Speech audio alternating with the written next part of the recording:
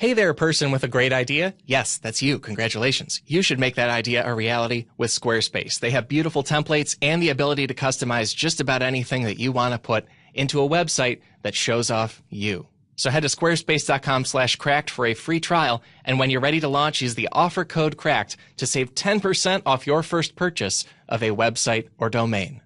Support for today's show comes from Fallout 76. Bethesda Game Studios, the award-winning creators of Skyrim and Fallout 4, welcome you to Fallout 76, the online prequel where every surviving human is a real person. Work together or not to survive. Fallout 76 will be available worldwide on Wednesday, November 14th. Pre-order now at participating retailers and play the beta. Games play best on Xbox One.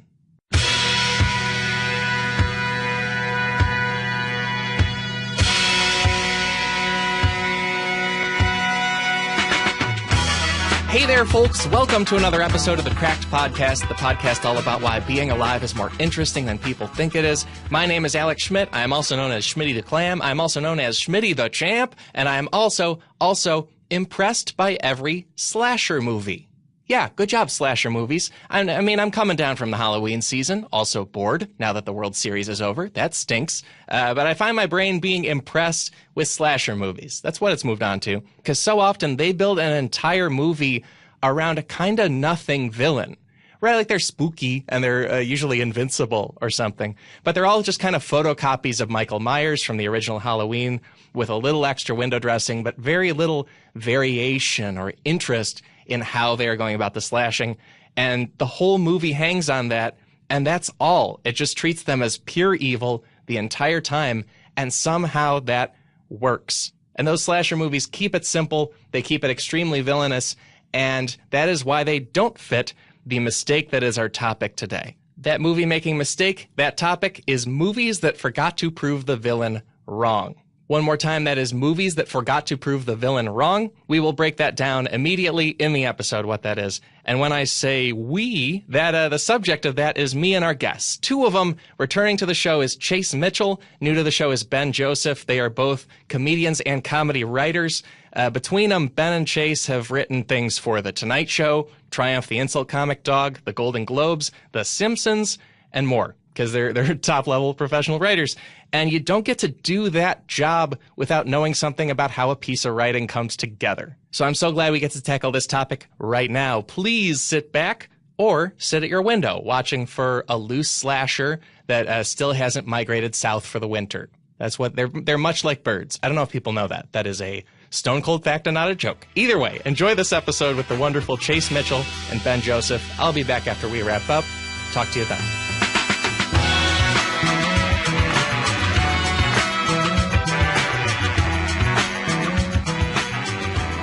Especially with movies, I feel like maybe we need to lay out a little bit at the top just exactly what kind of villain we're talking about, because we're talking about movies that forgot to prove the villain wrong. And specifically, that's like movies where just throughout the film, the villain is definitely the villain, right? Like maybe there's some shades of gray to them, but the movie is never like, actually, some of what they say kind of has a point. Well, I think in also in that situation, they feel like they don't have to do the work because you're just so automatically on the side of the hero a lot of times. It's like, I think with a lot of these, they're like, yeah, you get it. Like, and it's only when you look closer on a second watch, you're like, wait a second.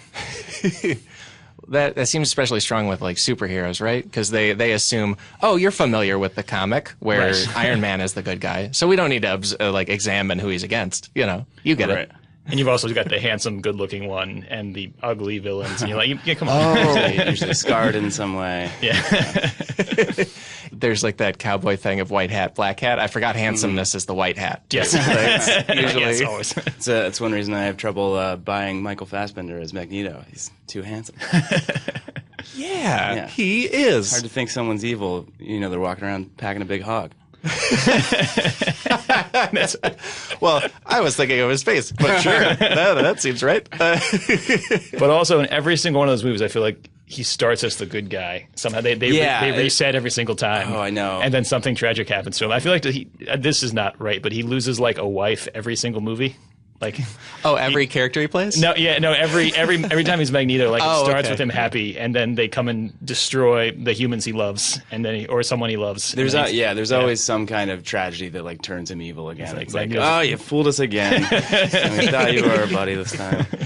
Yeah, because he, bringing up Magneto, like, we have a few examples of just heroes who do not fit this, to make it clear. And, like, Magneto is one where the X-Men movies often give his viewpoint as a villain, like, some credibility and some credence. Yeah. Right. But that's because that's kind of the point. Like, we're talking about movies where the villain, it kind of has a point, and it's never acknowledged or addressed or anything. Looking at villains where the movie just never quite proves that they are wrong. Right. I suppose we could start with Avengers Infinity War, because it's the largest movie ever made of all time.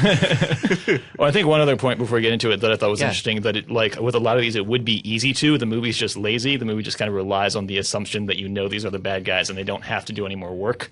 Like, it's not like the villain is right. It's like the movie just doesn't do the extra legwork of telling you why they're wrong. Yeah, it's interesting in the case of Infinity War, because I feel like a lot of the critical praise was lavished upon the portrayal of Thanos, and like there was a lot of praise for how he was written. Even critics weren't acknowledging that his whole plan was so deeply flawed. Yeah, it's like the world like still hasn't processed it. Yeah. That it has issues. I read an interview with the Russos where they said the only way they could write this movie is if they wrote it as Thanos as his hero's journey. Yeah. So I think they almost kind of don't want you to think about it too hard, because they really are in love with this guy being their Walter White, this ambiguity, like, oh, he's the bad guy, but he has some points. And then if you think about it for a while, you're like, wait, no, he doesn't. This is all very dumb. Yeah. He even sort of has Walter White's hairstyle. Yeah, it's true. He's got the Heisenberg and a little pork pie hat.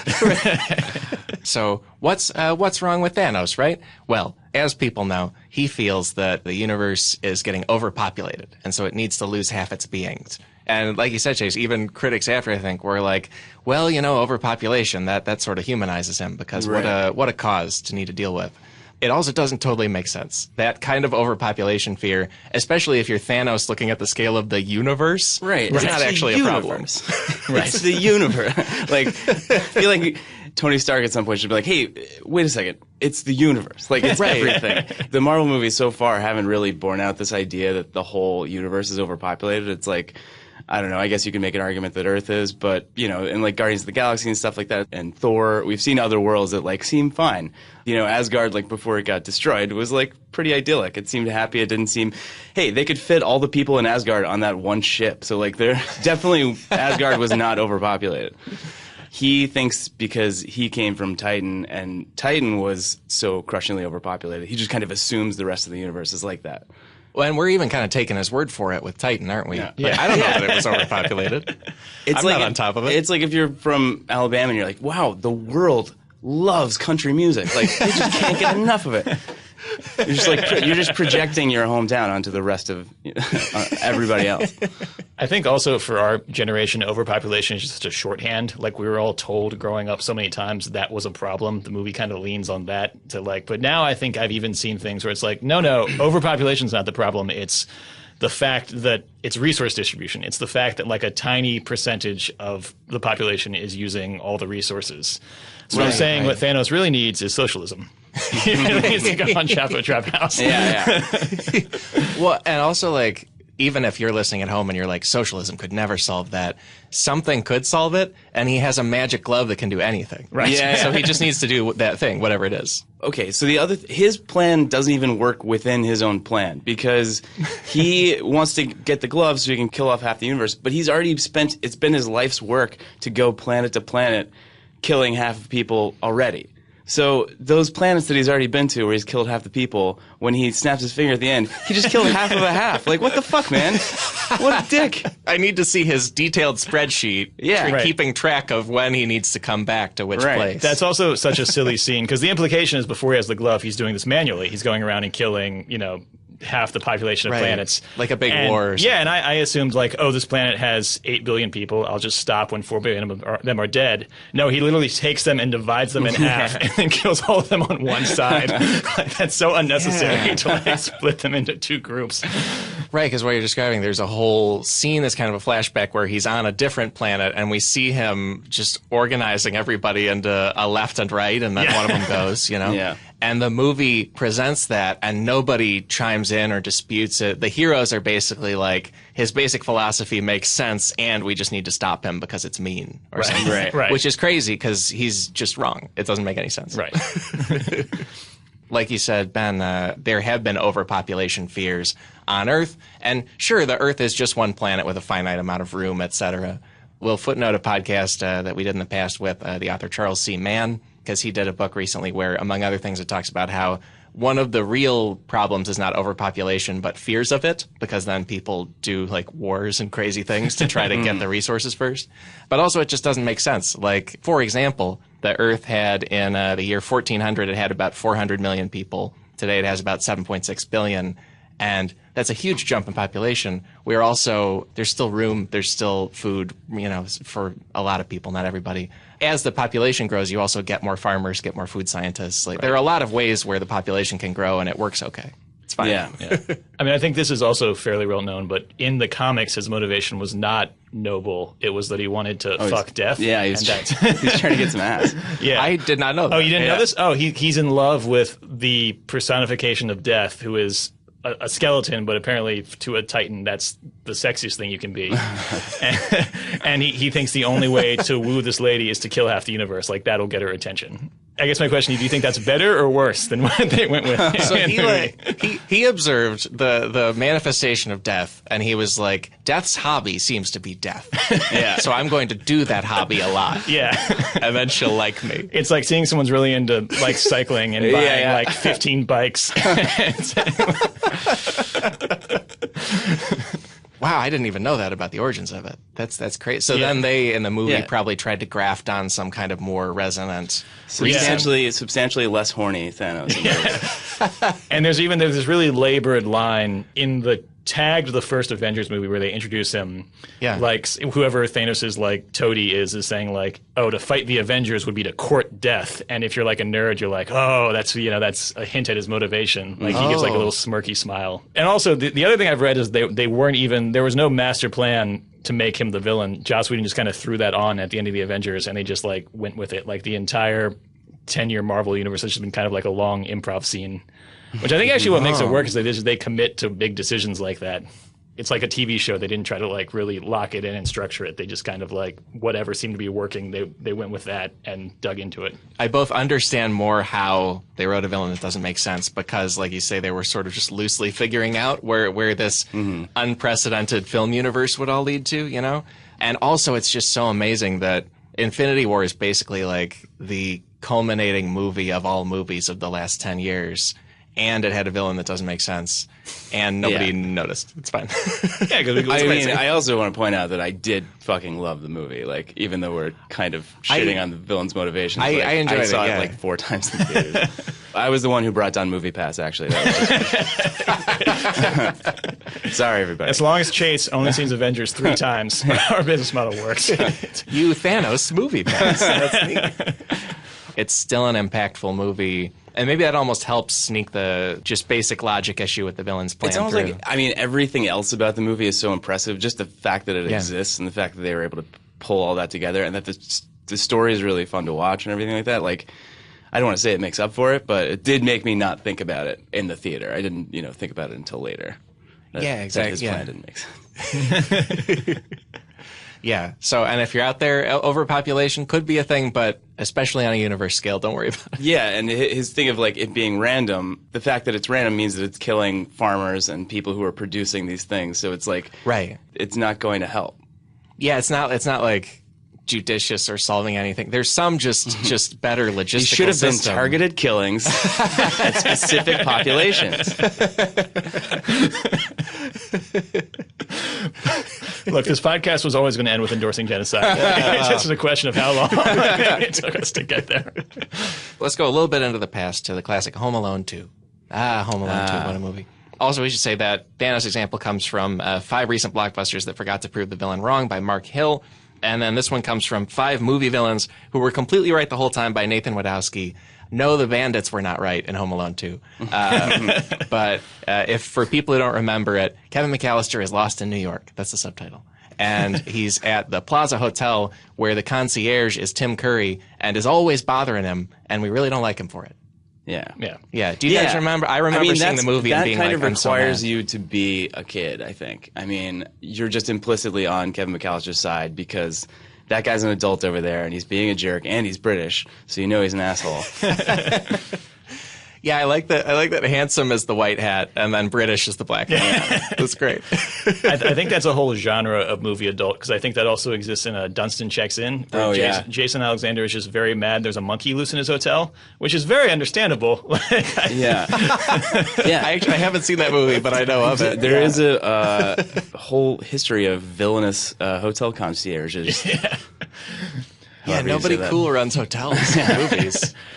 What is Kevin McAllister doing wrong in that movie? I'm trying to remember, because he has a credit card, right? He's fraud. He stole his father's credit card. Everyone is morally worse in Home Alone 2. I'm just now realizing, like you were just saying, Harry and Marv, they're definitely not on the right side of this movie because they're out of jail, and in this movie they're motivated by a desire to murder. Like, that wasn't their motive in the first movie. They just wanted to rob some houses. And the kid got in their way. And in the second movie, they're motivated entirely by murder. They're substantially worse people. But yeah, Kevin becomes a thief, steals his father's credit card in this movie. Because they had to explain how he could, survive in New York. Right. But so, yeah, it's an official crime. Yeah, he uses the talk boy to pose as his father on the phone. Kevin was racking up huge hotel fees on his father's dime. His hardworking father, Peter McAllister. Well, and because he tries to use the card too, and Tim Curry, his name is Mr. Hector in the movie, is like really grilling him, and they make a whole thing out of what a jerk he is for grilling him. Yeah. To detect the crime that is happening. Right. It's amazing. That was where the Talk Boy was a toy sold on that it would let you commit fraud as a child. I remember even the commercials were like imitating a parent's voice. Or like the way they make Tim Curry seem worse is because he's not concerned that this kid is by himself. He more just wants to catch him. You know what I mean? He wants to get him, and that's why it's easier to paint him as a villain. You're right. They imply that he just wants to win this cat and mouse game. Even though winning it would mean then getting a child back to their family, probably. It's pretty good. Yeah. There's a part in the movie that, other than the famous Talk Boy move that he does to confuse people, he also has that black and white gangster movie that he always likes to watch when he eats big meals. And Kevin McAllister uses the movie Angel with Dirty Faces in his hotel room to confuse the hotel staff into thinking that there's not a child in there. There's a bunch of adults. Yeah, but also in both movies. But in this case, he's convincing a hotel staff that there are adults firing guns in the hotel. And you're laughing at them for being afraid of a possible shooting spree. This movie is not aged well. No. I like that in the Home Alone extended universe that all adults just are fooled by loud audio. If anyone just hears something, they're like, "Oh, those are people in that room." It's like they're all dogs or something. It's like they think that any sound comes from a real person and not potentially a TV screen. They also redo the bit where in the first one they see Michael Jordan's cutout in a window and they assume there's adults home partying, walking back and forth in front of a mirror. This one's an inflatable clown in a shower. Which looks nothing like a human being. No. I'd be very concerned about that person if that's what their silhouette looks like. Yeah, well, and also, speaking of the movie not aging well, in hindsight, it's a movie where we dislike Tim Curry's character more than we dislike Donald Trump, which is pretty weird. Right. Donald Trump is a hilarious goof in the movie, even though he had already done that Central Park 5 stuff. And then Tim Curry is a bad guy. It's amazing. Yeah. That is crazy that what that movie is most famous for now is just a cameo featuring our current president.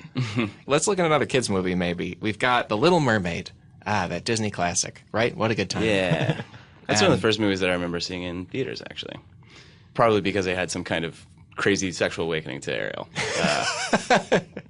Yeah, just felt comfortable. I just felt comfortable with you guys. I just felt comfortable. Right there with you. Man. But obviously Ursula is the villain in the movie. And why? I don't know. At best, she's like a loan shark. She's she's like taking souls as collateral. But no, I think what you're talking about is sort of there is an implied relationship between Ursula and Triton. And we don't know why Ursula has been exiled to this shitty cave while Triton gets to live in the golden palace that looks like penises when you watch it again.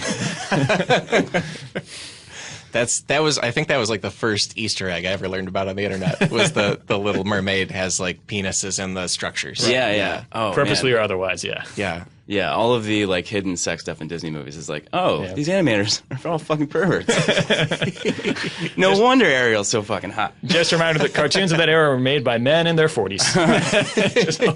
It does feel like the movie begs for some kind of flashback or something, and I don't know if they ever did it in any of the like straight-to-video sequels or anything. Yeah, I usually hate stuff like Maleficent, the stuff that sort of fills in the unnecessary backstory, but I would totally watch a Triton Ursula prequel and see what their beef was. Yeah, because when we pick it up, Triton is a king and Ursula's like basically like a guerrilla witch outside of it, who's giving favors to people when they come to her. If I remember right, Ariel seeks her out. She doesn't like go and find her. Right. You know? I don't know. It seems like she's just a pretty aggressive business person. Yeah, I mean, she signed the contract. And also, as we talked about, that really leans on the coding of buff man is good and fat drag queen is bad. Yeah. This old man with his nipples blazing. Clearly the hero. In Lindy West's book, it's called Shrill. It's very funny, but she calls King Triton a P90X Sea King, which is exactly right. She's very good at those. Yeah. Man, she's landed the best joke on this podcast. She's not even here. What have I done? Sorry. I feel like it's especially easy with kids' movies or movies where it's set in some kind of mythological, fantastical context to just drop us into the world, and then we're supposed to take for granted who has been running things positively and who has not. You know? Yeah. Like, there's no political context to any of this. Scar feels like he kind of just is a plagiarized version of Ursula. I mean, exiled person with like... Possibly sexually deviant. Yeah. Less handsome. Less handsome. Yeah. Because we can all judge lie on handsomeness, apparently. Yeah, with their little like lackeys at their feet or whatever. It's pretty much the same villain again. I think even as a kid, The Lion King, that bugged me a little bit just because it seemed like there was no particular reason the hyenas were not allowed to have a place to live and things to eat, you know? They especially call attention to that because Mufasa gives this big monologue about how everything lives in harmony, things die for a reason, the gazelle become the earth, and we, you know, it's all great. And Simba was like, but what about the hyenas? And he's like, oh, they suck. Never talk to them. The whole movie opens with basically a huge celebration where every being on the savannah is out there. Yeah, it's very except explicit. for the hyenas. Yeah. Not on the invite list. Wow. Yeah, he really beat by beat is like, even grass is part of my kingdom. Grass is important. Yeah. I mean, I don't know enough about hyenas. Do they suck? Like, do they suck in real life? Maybe they do. I feel like, I don't know about you guys, but hyenas are, I believe, a scavenging kind of animal. Yeah. Right? Like something else will die, and then they will eat it after it was first eaten by something else. And I feel like scavenging animals are always villains just because, even though scavenging is very much a part of just the ecosystem. That's how it works. Right. Like, it's very important, kind of. Except for the Jungle Book, where those vultures are the beetles. I don't know if you remember that scene. I forgot about that. It is weird that scavenging is portrayed that way because it's kind of more ethical. Like, to eat something that's already dead you're not causing that thing any pain. Like, yeah. It is kind of more ethical than being a lion. Yeah, and that was another example of, like, they just draw the hyenas ugly. So it's like, oh, we don't like them because they're ugly. Right. And they're scavengers. Yeah. Yeah. I feel like in cartoons, any asymmetrical eye situation is immediate. Poor Ed. Either craziness or evil. Also in life. No, but I feel like, generally, I feel like people consider symmetrical faces more attractive, and I gestured to my own face when I did that, which is not symmetrical at all. But yeah, you're right. They're playing on our psychology, right? Our basic thing. Yeah, it's so amazing that they cannot fill in like story logic too, right? And it just works. Well, I think we're also looking at it through 20 years in a way that, like, at the time it was considered nuanced that, like, Mufasa had this monologue about how there was a circle of life, that it wasn't just bad and good. And then that's right. And now 20 years on, that looks it's like the holes in that are also obvious to us. I never thought of The Lion King as like a product of the Clinton era or something. Or I don't know what the political stage was, but yeah.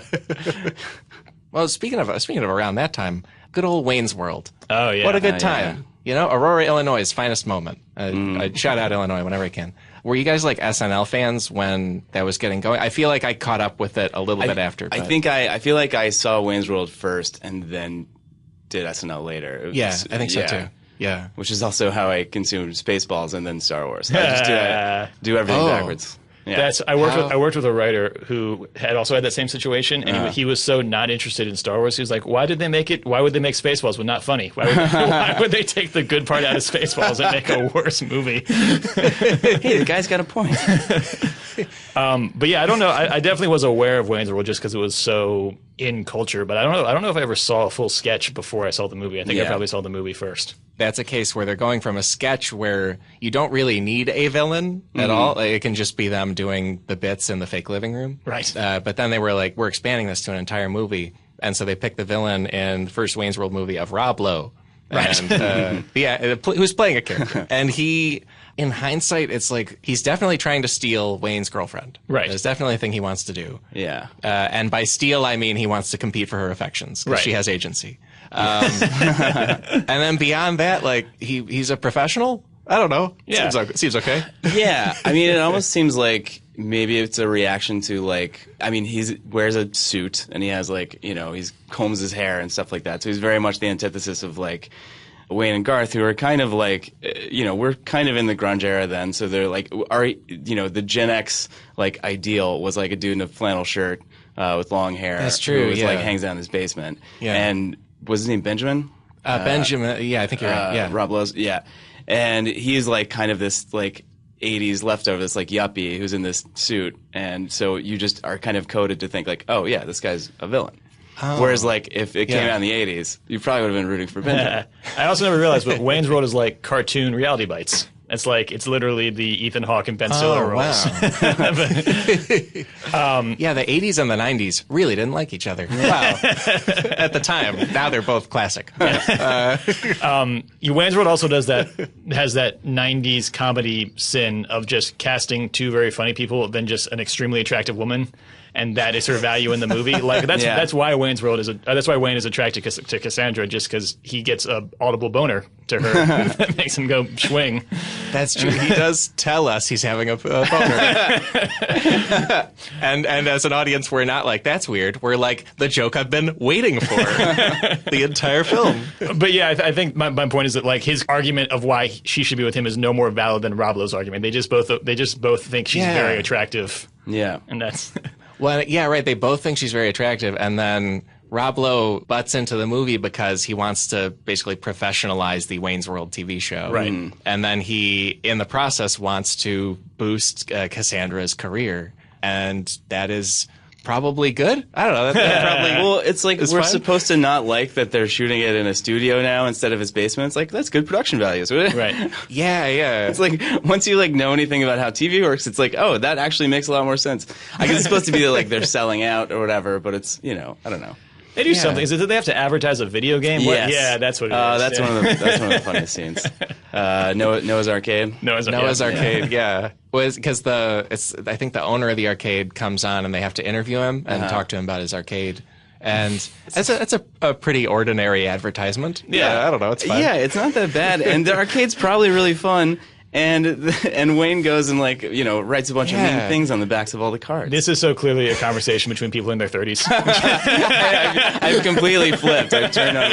Like if I was still 23, I might mildly side more with Wayne, but now I'm just old and tired and like paying my rent. I think even when I was a kid, I do think I felt bad for Noah in that scene because he seemed like a nice guy. It's Brian Doyle Murray, I think, plays him, and it's like they don't say that like he's done nothing wrong except own a business. Right. Like Wayne, I guess, doesn't like him because he's successful, and it's like I don't recall him doing anything that made him be like a dick or anything before Wayne did that. His product is arcade games. Yeah, right. That rules. It should have been really rad. They should have made it something else. It should have been something less likable. Like yeah.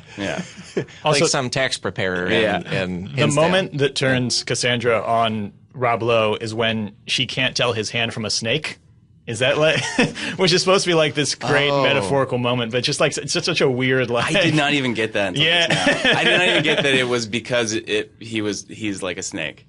Yeah, man, you read deeper levels. Oh man, does she have like it's like a prop live snake? And they're like in a music video, and Rob Lowe's like, "Don't worry, you'll be better here," and she's like, "Wait, your hand feels like a snake. I got to get out of here." That's her big moment.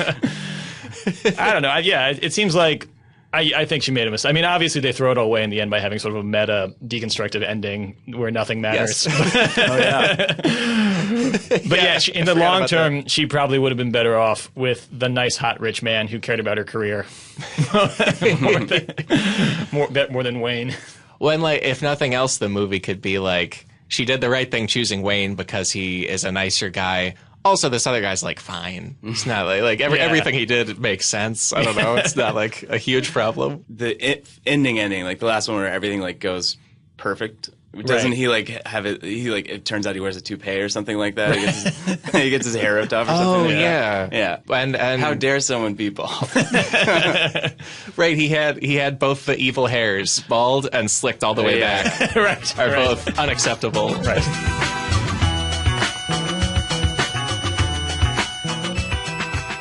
We would like to thank Squarespace for knowing something, because they know that listeners to the Cracked podcast are very, very, very interesting people. And by interesting, I mean great. I hope you read that connotation in what I said, because you're awesome.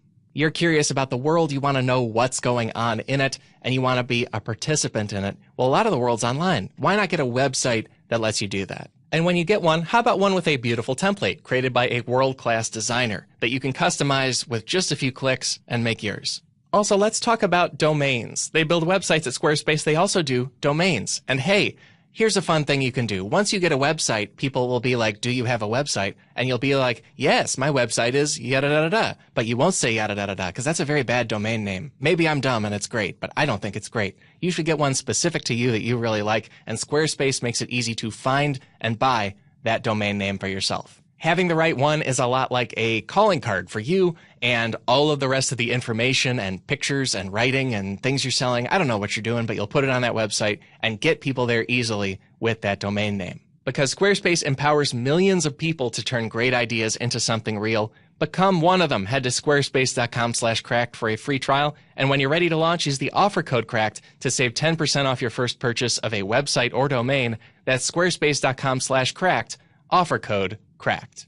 Support for today's show comes from Fallout 76. And maybe you've played Fallout 4. Maybe you've played Fallout New Vegas. Maybe you've played Fallout 3. You probably know the progression of the rest of the things I'd say, because that is a huge franchise and it is very, very fun. My Twitter avatar is me in a New California Republic t-shirt. The New California Republic is a fictional place that's part of that game where the bear on the flag has two heads. Isn't that fun? Radiation, mutation. It's crazy. And Bethesda Game Studios is going to welcome you to Fallout 76, which is an online prequel where every surviving human is a real person. You're working with actual people on the internet, or not working with them, to survive the wasteland. It is the largest and most dynamic world ever created in that Fallout universe. It is Reclamation Day 2102, and it's 25 years after the bombs fall. You and your fellow Vault dwellers emerge into post-nuclear America. You can play solo or join together as you explore, quest, build, and triumph against the wasteland's greatest threats.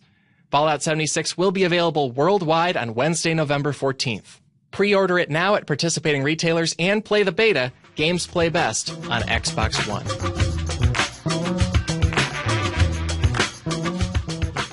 What if we talk about the Incredibles films? Oh, yeah. Syndrome, oh, man, is so complicated because Pixar movies are classic for being so thematically tight. Yeah. And, there's usually one line in them that you can pull out that sort of is your key to the film. And The Incredibles seems to think that it's if everybody's super, nobody's super. And I sort of understand where Brad Bird's coming from, but it doesn't sound that bad. It's kind of a Randian idea. It's like this kind of objectivist take on things. And yeah, if you watch that movie back now, like the first one especially, like Bob Parr, Mr. Incredible, would have been a Trump supporter, like 100%. Like he talks about like, oh, these participation medals, like, oh, he gets so close to saying snowflakes, it's ridiculous. Like, and yeah, and what Syndrome does bad, he like what the movie says he does bad is he wants to give his technology to other people so they can also be super, and it's not clear why that's bad. Yeah, is that what we're saying? Right. Yeah. This, I think, is one of the clearest examples of this because that movie never, other than the fact that Syndrome is like a ginger, no reason is ever given for, and I guess he's like kind of a jerk to his girlfriend. How many hairs are positive for heroes? Which ones? We can't do bald. We can't do slick back. We can't do ginger. Yes. So his technology would be a good thing, and the moment when you like turn on him as an audience is when he creates a situation that he has to then fly in and solve. Because that is, he's lying. He's being dishonest, and there's a sort of cowardice to it almost because he's controlling the thing that he's fighting. I mean, he lures people to his island and then murders them. But, right, yeah, there's that. Like he's killed like 10 superheroes, but before that, Yeah, well, right, because we never. That's bad, and then we never question what drove him to it. Right. Because I think there's an earlier part in the movie where he's a kid who's an inventor, and Mr. Incredible tells him to cut it out, and that's stupid and bad. Right. Yeah. And so that like breaks his heart and sets him on a path to villainy. Right. And the murder definitely makes him a bad guy. And I think that's what you're saying, but his motivation is like. Also, now that I'm thinking about it, Mr. Incredible there's never a moment of him. Does he ever come to grips with the fact that he kind of created Syndrome? I don't recall him. I know he's mostly like concerned for his family and stuff like that, but there's never a moment where he like apologizes to him. Yeah, I don't think so. For like what he did. You know what I mean? Like, Ben, when he brought up that speech he does, where the famous line is like, "When everyone is super, no one will be." Because his goal is to like just provide people with technology that improves their lives. All of our favorite companies. That line, it's all in his delivery that makes it sound evil. But really, when you think about it, you're like, oh, that sounds great. Yeah, let's all be super. Like when everyone has health care, everyone will get health care. Like, yeah, probably. That sounds good. And I do think it's interesting to look at it in the context of Brad Bird, who was a guy who was like an animation prodigy, but for the first like 10 years of his career was frustrated by people not letting him do what he wanted to do. Like his dream was always to work for Disney, but when he got to Disney, it was in the worst phase of the company. They were doing like Fox and the Hound and recycling animation, not spending money on it. Oh, wow. And he's like, why are we being held to this level of mediocrity? Why won't you just let me make a great movie? So in terms of his personal narrative, sure, I get it. But also the message that also the idea that if you just let talented people do things, it will turn out okay, I don't completely buy. Like the idea that if you just let people with natural abilities do great things, everything will be fine, I think is not, which I think is probably kind of Randian, is what you're saying. But it's interesting to look at him and see where that came from in his personal life. Was this like his first movie that he directed? No, he did Iron Giant. Oh, Iron Giant, of course. Yeah, which also was a thing where he kind of, through the benefit of a company not paying attention, he got to make an amazing movie that just did not do well. Yeah, and very heartfelt. And this movie, secretly darker. That's fun. Well, and then he made Ratatouille, which I believe has kind of similar themes of like the villain in that movie wants to make cooking easier so that everyone can do it or something like that. Isn't it? Yeah, the chef is like doing a line of here's how you can cook at home and anyone can cook. I think how that one's a little more nuanced because I think the way that it ends is like I think it may even be a line that the food critic says. Yeah, I think they do get on board with everyone can cook. It's not okay if it's not that everyone should be able to cook. It's that a good cook can come from anywhere. And right. So it probably works out positively. Yeah. But that's a nice refinement of the Incredibles message. Yeah. But I also have just kind of, it gives me a gross feeling whenever a movie just sort of like shits on a critic, like wins over, whenever. Whenever a movie's about like making a critic look like, I mean, that critic, he comes around in a smart, intelligent way, but just like reducing a critic to tears and proving them wrong is the point of the movie. Always makes me like, this is like a weird power fantasy. And then with the Incredibles 2, there's a new villain whose name is Evelyn Dever, which is fun. That's fun. But I feel like her main point in the movie is that we should not be reliant on superheroes to solve all our problems. And she goes about it in kind of a dark way, but also we shouldn't. That sounds good. Sounds great. Yeah, I mean, she is right. Like, her father dies because he was basically a superhero fanboy, and he was waiting to be rescued when he has a perfectly good panic room. Like, why build the thing if you're not going to use it? How many times do you get to use a panic room in your life? Hopefully just once. I have not seen Incredibles 2, but I'm enjoying this description. It's interesting that they repeat the same kind of themes from the first one, that someone who wants to get rid of supers. That's the... Yeah, like she and her brother, I think it is, they appear to be doing a PR campaign to make superheroes start to look good again, so then they can be heroes in society. But she's secretly trying to undermine them even more and remove them. Yeah, because she's trying to undermine them even more than the Underminer. Oh my God, that's his whole thing. He was he is one of my favorite characters. And you barely see him. It's great. Yeah, he's like Spider-Man has like Rhino or Shockers, like someone who's like just someone who he can knock off in like the in the cold open or whatever. The Underminer is that for the Incredibles. I love the incidental villain takedown in any superhero movie. That's like my favorite part. Just like the hint of another adventure you don't get to see. Because if people don't remember, the Underminer is just a mole-themed villain. He just digs under stuff with like a mining helmet and everything. Yeah, he's in like the last 3 minutes of the first movie and like the first 3 minutes of the second. And also, just like I love any sort of the 60s Batman thing of just like all their dialogue is themed, like just like a like I was below you, but now I'll be above you. I think like it's written very well in that regard too. Like how Schwarzenegger, Mr. Freeze talks. Yeah, where it's all ice stuff. Yes, yeah, I love it. And that's why that's the only part of that movie that's aged well. And Incredibles too, like that perspective of we can't count on superheroes to handle things for us, partly because they're fallible and they make mistakes. Yeah, it's basically the premise of something like Watchmen or something. Right. Like, yeah. Great art where we're like, this is an amazing realization right here, and then they just make it the bad guy in the movie. Yeah, and then let's also look at, while we're on like huge franchises of this year, Mission Impossible. Right. What a good time. How those just keep getting better. They really do. And yeah, that's a weird, I feel like that's an underexplored phenomenon of right now where franchises like that and Fast and the Furious somehow peak in like movie 5, you know? Right, I don't know how they do it. Yeah. It's crazy. This one, this is another one that I saw like, thanks MoviePass, saw it 2 or 3 times. But yeah, just to make sure, because I was like, I think that was the best one out of all of them. And then I saw it again. I was like, yeah, it was. It was the best one out of all of them. Like Fallout this year. Yeah. Because I had a lot of affection for Ghost Protocol. Love the Brad Bird one. Me too. I thought that was the best one. I looked back. It's real goofy. I was really hoping Brad Bird is listening to this episode. Yeah. Call me Brad. But if you go back, Brad Bird should turn off the podcast now. It's very goofy. It's very silly. I rewatched all of them in the lead up to Fallout coming out, and there is some goofiness in 4, but I really like that it's one of the only ones with like a real sense of humor. There's more jokes in that one than there are in probably the whole rest of them combined.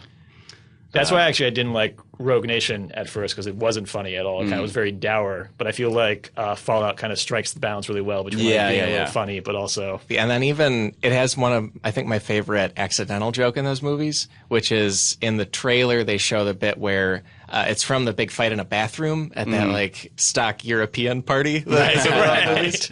But they, as the fight's going, they highlighted in the trailer where Henry Cavill like throws one arm out and then throws the other arm out. He cocks his arms. Yeah, and in the trailer there's sort of a gun cocking sound on each one. And it's the best thing. That bathroom fight. And it also just, it seems very natural. It's like, yeah, that's how Henry Cavill's arms work. He's a very large man. Someone even pointed out that like it looks like his beard grows more, or his mustache grows more when And beyond that, villains in Mission Impossible Fallout, they're a very scary group called the Apostles. Yeah. And their goal is terrorism, which is bad.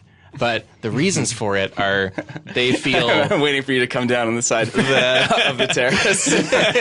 Which is what this has all been leading up to. And this one is also from Mark Hill's article, which we'll link. It's great. But they feel that the way the world functions is fundamentally broken because there's constantly more violence and destruction all the time.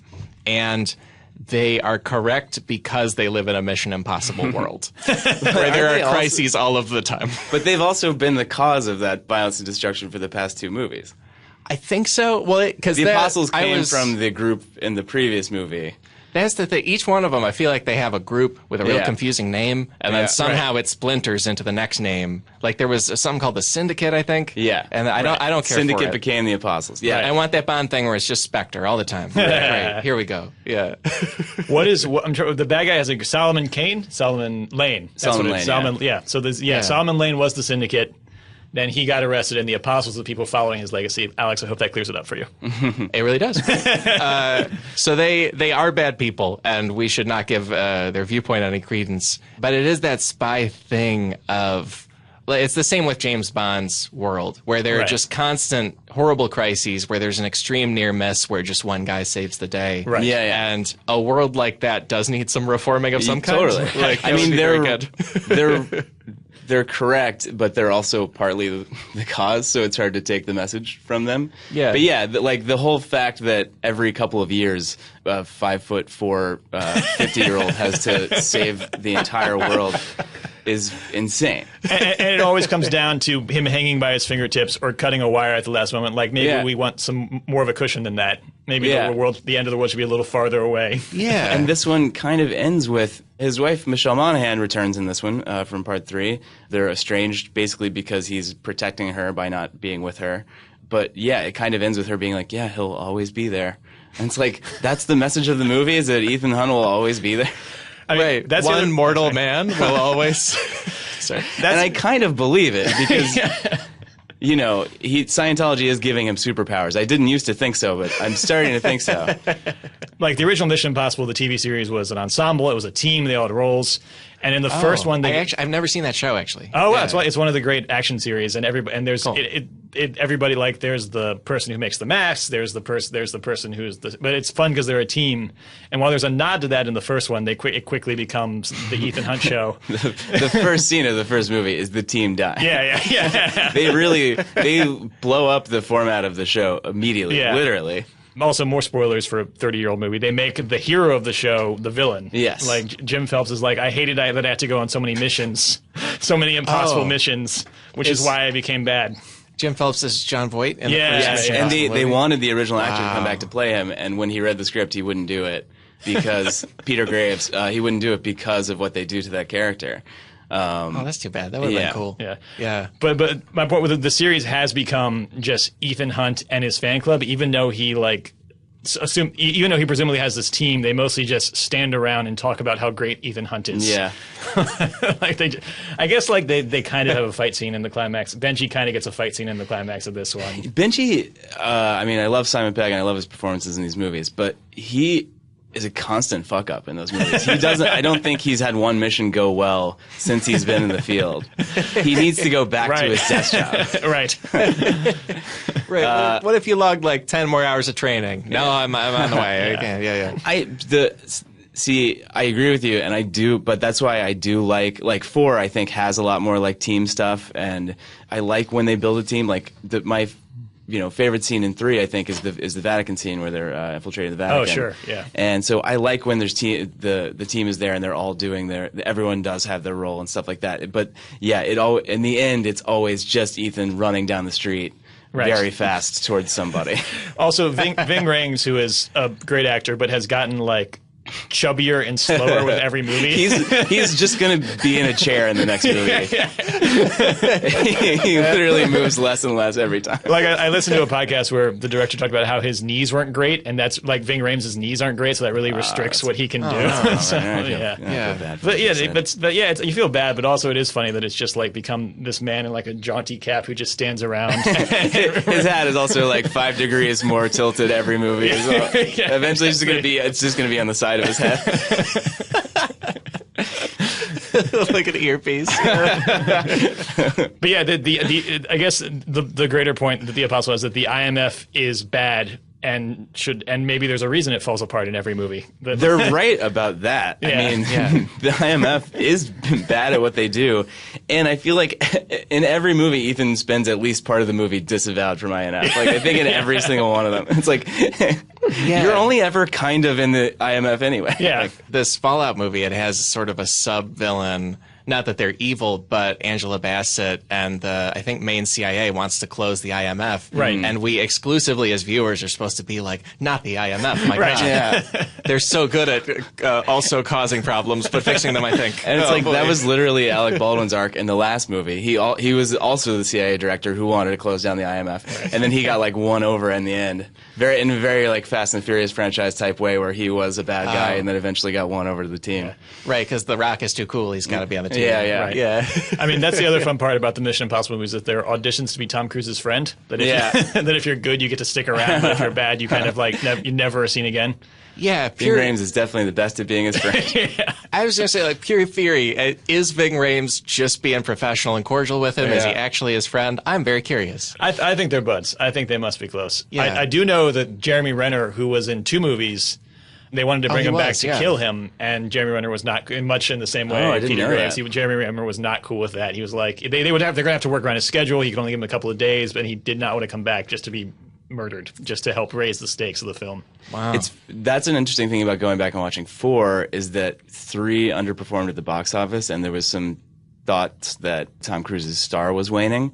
And so when you go back and watch 4, you can kind of get the sense that they brought him into that he might eventually take over the franchise or something. I think they actually rewrote the second half of the movie to make Tom Cruise. Like, I think the original script was literally a handoff, and then they rewrote it to keep Tom Cruise as the hero just because whoever ended up writing or directing was like, no, Tom Cruise is the guy. You got to keep Cruise around. Which I think is Jeremy Renner was also supposed to be newborn, and that did not work out either. Just let him replace a spy. My God.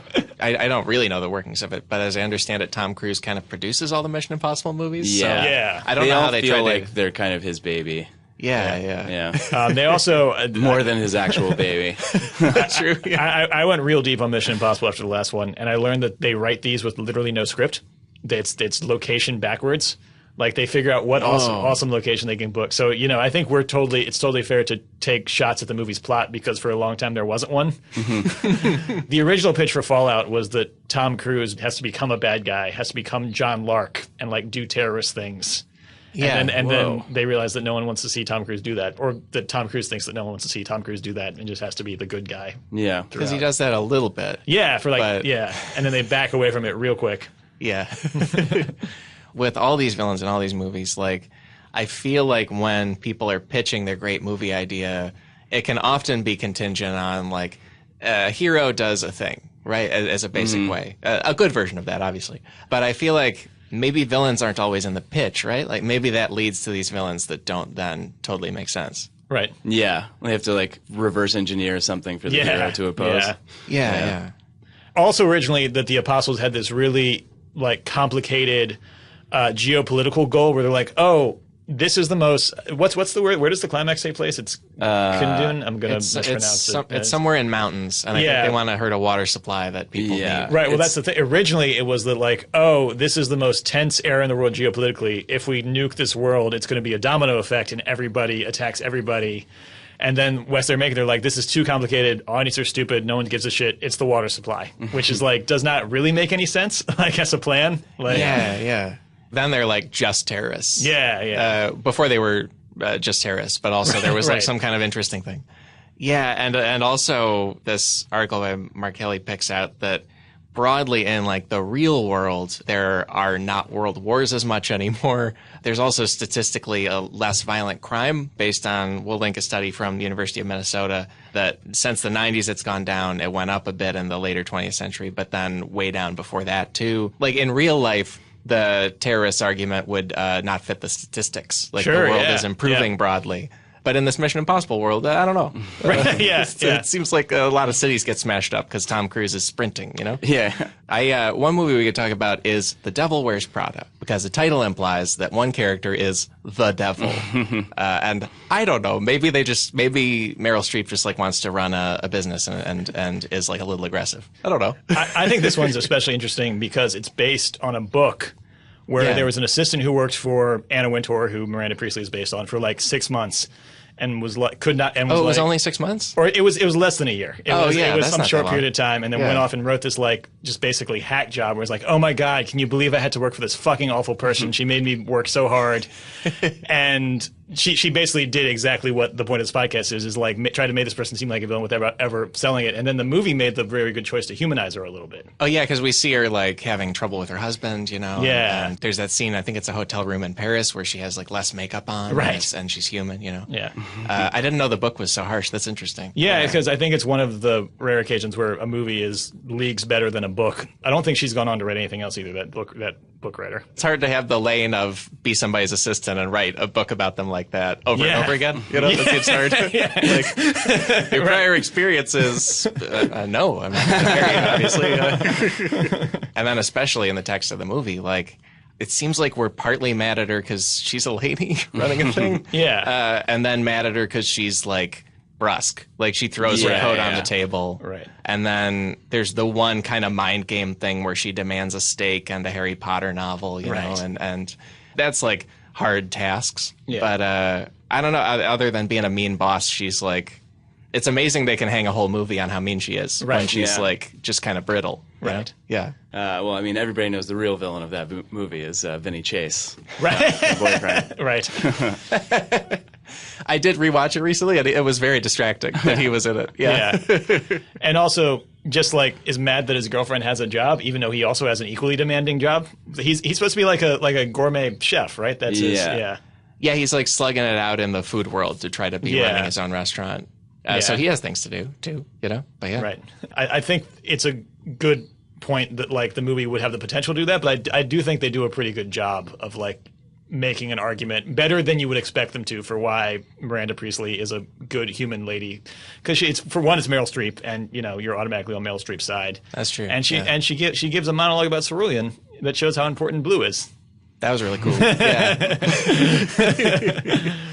Yeah, maybe Vinny Chase is the villain. Yeah. Maybe. That's actually exciting. Well, it's fun because it's like kind of sold as a romantic comedy, but the shittiest people in that movie are every guy she kisses. Yeah. Like, because the mentalist is there and also turns out to be a douchebag. Yeah. I think they were just calling them by other roles they played. Yeah, because that actor who's playing like an author who's secretly a creepy guy. And also, like, is primed to take Miranda Priestley's job. Like, he very casually reveals to Anne Hathaway, like, "Oh yeah, we're gonna fire Anna Wintour, and I'm gonna be the new boss." And is like surprised when Anne Hathaway is offended by that. Yeah, there's so many. I watched this movie recently. I don't know if you guys. There's so many different devils. Yeah. The end of the movie is Simon Baker opens his jacket and you see it says Prada. He was the devil who wore Prada all along. There's a whole kind of movie I would love to talk about too, which is any underdog sports movie. Oh, right? yeah. This is an entire genre where the movie is a usually less skilled team is up against a better team, and we're mad. Or something. Yeah. Yeah, like if you were the team going up against the team that had angels in the outfield, you'd be real pissed about that. Yeah. They're cheating. Yeah. God was cheating. And also, God is cheating at baseball, so a deadbeat dad will come back to his son. I think is the plot of that movie. Yes, that's the reason. Yeah. I googled it to make sure which team it was because it's Angels in the Outfield. It's the real life. I think they were called the California Angels at the time. Now they're the Los Angeles Anaheim Angels, whatever it is. In the movie, they're in a pennant race, and then they're up against the Chicago White Sox. And like that final game, it's like, oh, they find the strength to not cheat and just do it without angel power. But either way, we're supposed to be mad at the White Sox for trying to beat them. Yeah. And they're just the other team. Right. That's all they did. The White Sox only sin was not having enough fans with broken families and connections to God. The other one I thought of with that was Major League, where it's the Cleveland Indians are like this team that are our heroes despite their mascot, amazingly. And then that logo is all over the movie. I think it's on the cover. Yeah. It's crazy. And then they're in a pennant race with the Yankees, and they make the Yankees batters look like hairy and mean and weird. Oh yeah, they're like big mustaches and like it's like I'm supposed to be mad at this guy because he didn't shave this morning. Like they're just trying to play baseball, but we're so mad. I mean, if you're gonna pick a team to be the villain, Yankees is definitely the way to go. Yeah, that made sense. And even like and I feel like you keep seeing it even with like ragtag group of kids sports movies. Like they're against some other team that I think just tried hard. That was mostly it. Or off of that, The Replacements, which is saying that that's saying that unions are bad. Oh yeah, The Replacements is pro scabs. Yeah. I know of it. I haven't seen it. It's the whatever they call the fake NFL, because obviously the NFL wasn't going to use any branding. The NFL goes on strike, and it's all these like rich, like spoiled, like meatheads who are just like want more money, and so these scrappy, plucky scabs led by Keanu Reeves come in and play football in their place. And God, that's so anti-union. I'm surprised the NFL didn't sponsor it. That's what they like. The ending of that movie must be they play the actual NFL. Is that how that movie wraps up? I'm trying to remember what the last game of that. No, it's actually kind of that movie kind of charms me in a way. It's one of those movies that's like permanently on TBS. Like whenever you turn it on, it's a third of the way through that movie. Even though the message is so like terrible, but yeah, I think in the end they win whatever the last game is. and then they just turn the team back over to the real players. Oh, gotcha. And they all kind of go their separate ways, and they like stop playing football. That's just so on the side of ownership in so many ways. Yeah. I assume ownership must be involved because they play the games. Like, ownership must be letting these people. I forget the exact politics. Yeah, I forget how they justify it within the context of the movie. Yeah. But yeah, you're right. Totally. I mean, me and Chase are also members of a union with a lot of highly paid members. Who would be mad if there was a replacement without the Writers Guild, we would be the bad guys. I mean, I'm sure it was written by a fellow guild. Yeah. What if they got into the Writers Guild by writing the most anti-union movie? Yeah. But then they make a sequel, and someone comes in and does it for cheaper, who's non-union, and then replaces them.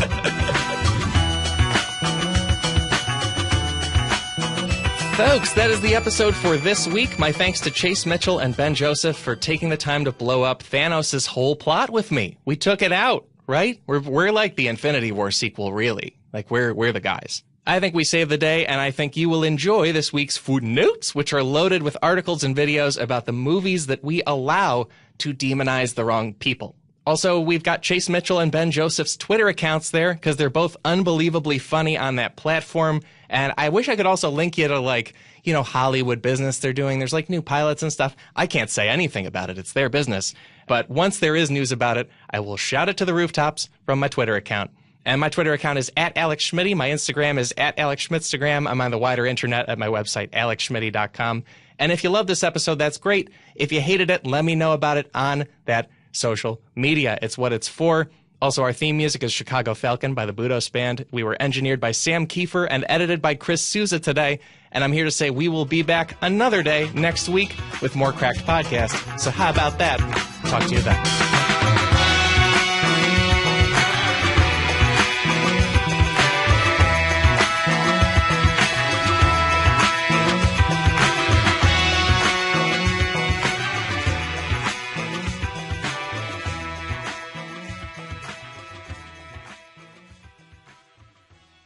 Support for today's show comes from Fallout 76. Bethesda Game Studios, the award-winning creators of Skyrim and Fallout 4, welcome you to Fallout 76, the online prequel where every surviving human is a real person.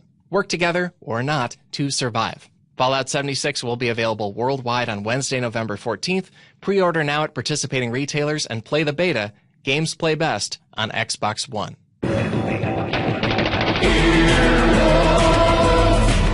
This has been an Earwolf production, executive produced by Scott Aukerman, Chris Bannon, and Colin Anderson. For more information and content, visit earwolf.com. Hi, I'm Paul F. Tompkins. My podcast, Spontaneation, is wrapping up at episode 200, and that final show will drop on Monday, January 21st. We'll have one of our favorite guests in for an interview and an extra-long improv set featuring an expanded lineup of Spontaneation All-Stars. Whether you've been a fan from day one or you've never even heard the show before, I hope you'll listen to this very special episode. Happy New Year!